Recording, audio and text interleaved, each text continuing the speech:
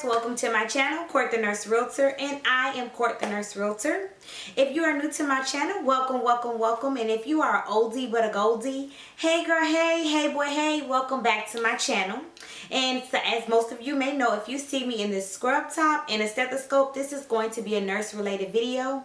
This video will be the third installment to my new nurse series. And this video will be about policy and procedures. So if you're a newer nurse and you like, girl, help a sister out, help a brother out, or maybe you're a more seasoned nurse and you like, girl, let me get a refresher what's going on in these nursing streets, or maybe you just want to be plain old nosy, please continue to watch this video. Don't forget to like and subscribe and ring my bell.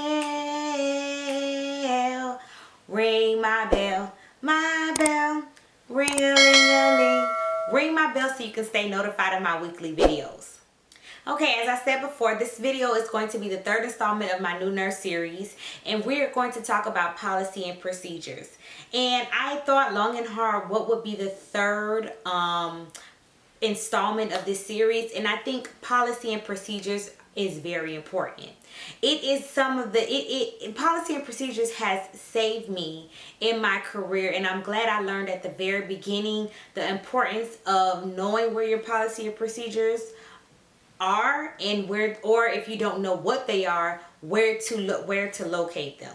So I want to definitely have a conversation with you guys about it because it has saved me countless times. So first things first, nobody knows everything. I know you have those nurses that walk around and it's like nasty nurse, but really they like nurse wretched, but girl, they just really overdo it like they know everything because they've been nursing for like a century. But trust me, nobody knows everything, and that's why facilities have policy and procedures. It standardizes the care. It makes sure that everybody is on the same page in regards to that particular intervention. So don't be afraid to ask about a policy and procedure. You're supposed to. That's what a prudent nurse does, okay? Another thing that I will say is know where to locate those policy and procedures.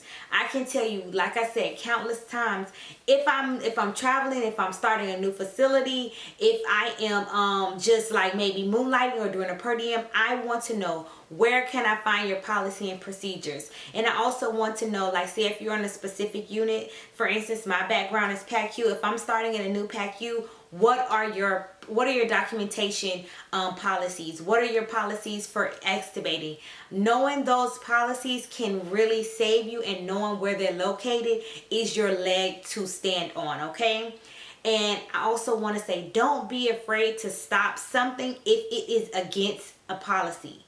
Don't be afraid to do it, because that, especially if you are the nurse who is in charge of what's going on, because trust me, it will come back and bite you. So don't be afraid to stop something if it is against a policy.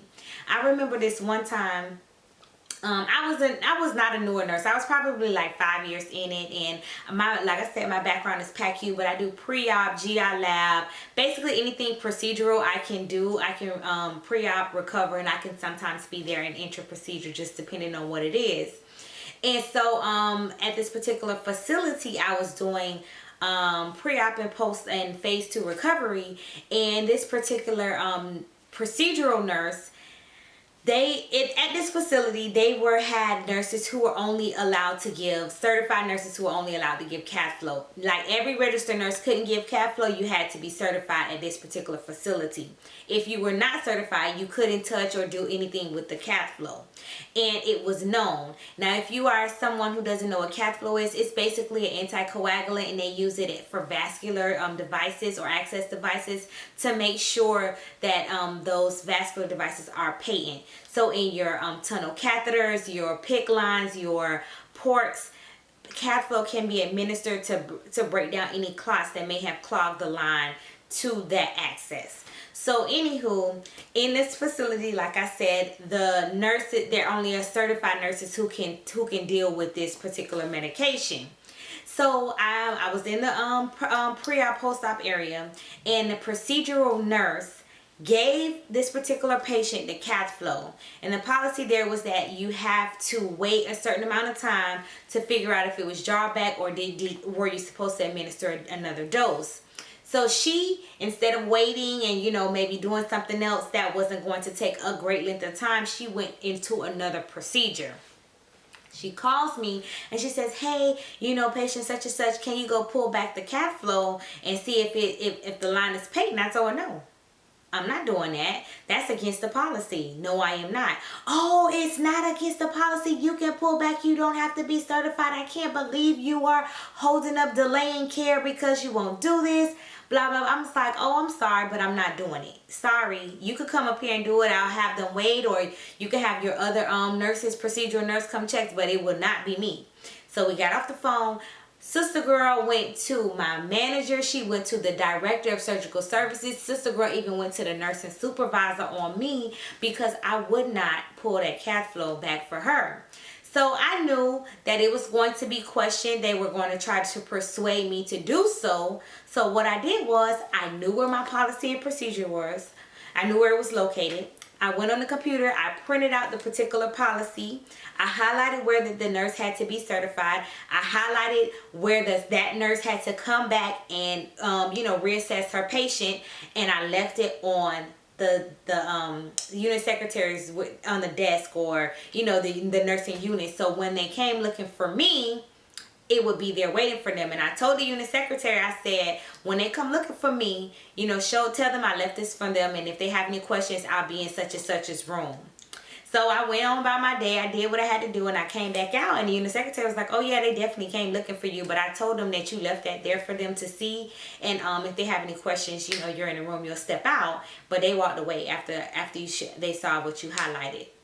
I know they did, because it's the policy and it's the procedure.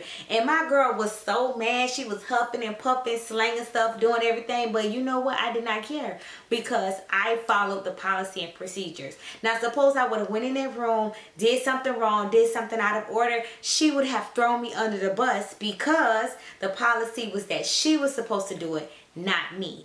See, when you follow your policy and procedures, you have a leg to stand on. You have basically CYA, covered your behind. So always, always, always know your policy and procedures, especially if it's something that you do frequently, and know where to locate them if an intervention comes up that you are not familiar with. Know where to locate them, and know your frequent policies, okay? And the last portion of this is document, document, document. If it was not documented, it was not done. And sometimes what I will do is like, okay, if I put in an NG tube plays per policy, and whatever else that aligns with the policy of that facility, to let anyone know or myself know when I look back years later, or whatever the case may be, that I followed that facility's policy and protocol at that time. So I cannot stress enough. Know your policy and procedures of things that you do frequently. Know where to locate your policy and procedures of things that you don't do frequently. And document, document, document.